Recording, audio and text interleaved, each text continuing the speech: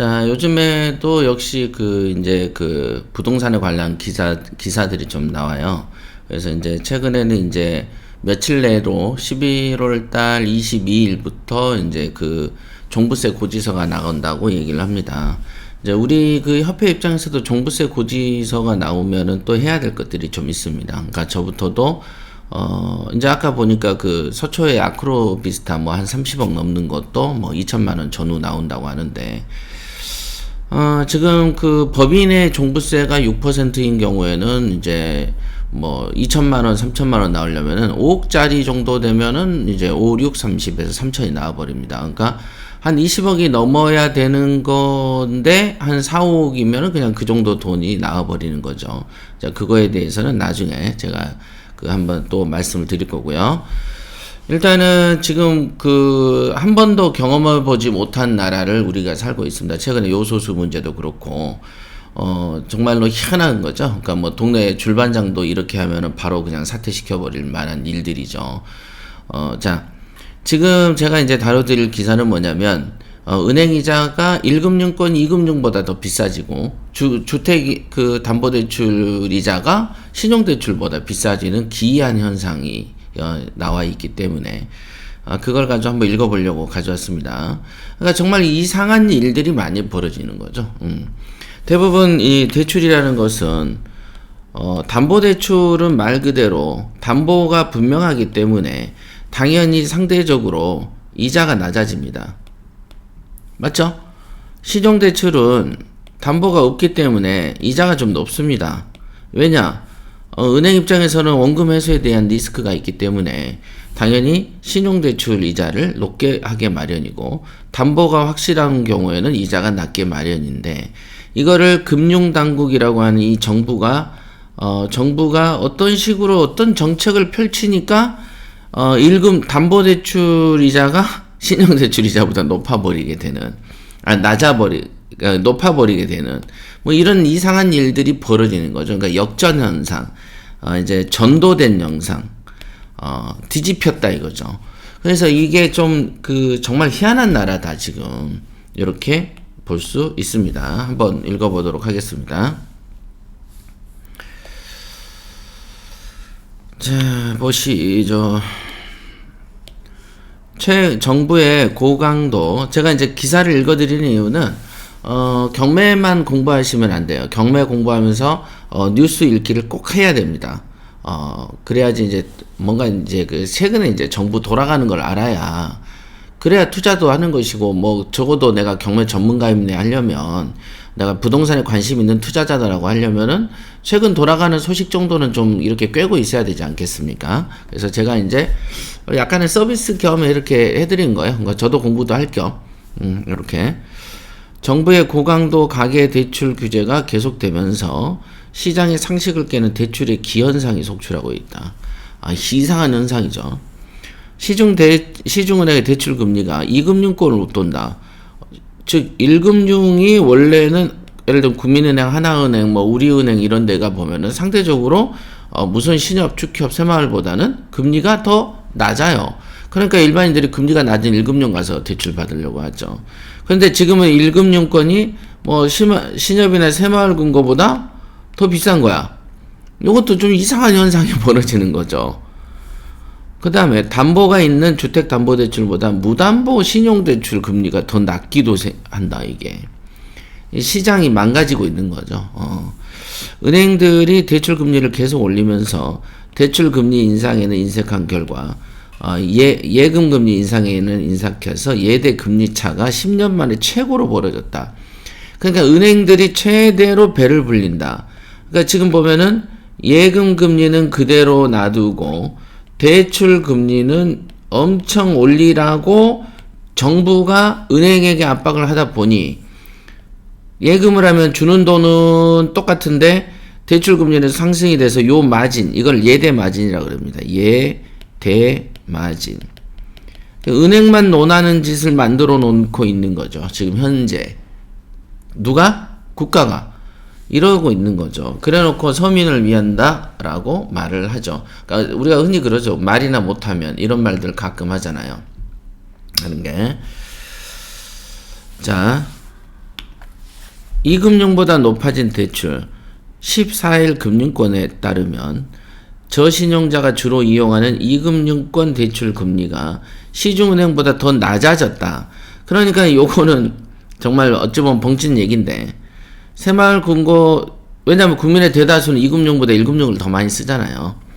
새마을금고중앙회 지난달 기준으로 아파트 담보 주택구입자금 대출 금리가 2008, 3.91 사이였는데, 이날 기준으로 이제 4대 시중은행에 주담대는 3.31, 4.81이었다. 그러니까 요거 대비해서 보면은 거의 1% 정도가 더 낮더라는 거예요. 누가? 이금융권이. 그죠? 보통 조달 금리가 높은 이금융권은 은행권보다 금리가 높은데, 하지만 금융당국의 대출 규제로 시중은행이 가상금리를 올리고 우대금리를 깎으면서 오히려 이금융권의 금리를 추월했다. 이렇게 되어 있습니다. 그러니까 새마을금고의 금리가 2008에 3.91인데 시중은행 금리는 3.31이니까 2008, 즉 새마을금고에서 돈을 빌리는 것이 더 싼 이자를 주는, 오히려 국민은행 가는 것보다 새마을금고 가는 게 더 유리한 요상한 상황이 벌어진 거다, 이렇게 볼 수 있습니다.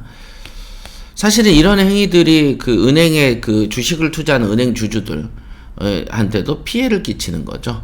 이런 거는 어찌 보면, 왜냐면은 아무래도 일단은 대다수 국민들은 피해를 보는 거 맞고요. 뭐 대출 규제를 왜 합니까? 대출 규제는 위급할 때 소극적으로 하는 것이지, 규제가 이렇게 마치 그 각종 시중은행이 정부에 소속된 국가기관인 것처럼 막 그냥 야 이렇게 저렇게 정부가 사기업을 그렇게 통제하면 안 되죠. 그게 이제 공산당이라는 겁니다. 그러니까 정부가 사기업을 이렇게 통제하는 거는 완전한 독재 시대 아니면 공산당 둘 중에 하나가 가능한 거고, 일반적으로 이렇게 통제 못하죠. 권고를 하지. 권고 정도는 할 수 있겠죠. 권고. 근데 문제는 권고를 안 들으면 반불이익을 주기 때문에 반강제가 되는 거죠. 우리가 보통 그러잖아요. 웃으면서 상대방 겁주고 웃으면서 상대방한테 일을 시키죠. 그러면 나는 웃었으니까 나 협박한 거 아니야? 이렇게 얘기를 주로 많이 하죠. 그렇지만 당한 데에서는 그렇게 인식하지 않죠. 그렇죠. 자, 주담대가 신용대출의 금리를 역전했습니다. 담보를 잡고 빌려주는 주담대 금리가 담보 없는 신용대출을 웃돈다. 이것도 참 묘한 현상이다. 진짜 쇼킹하다.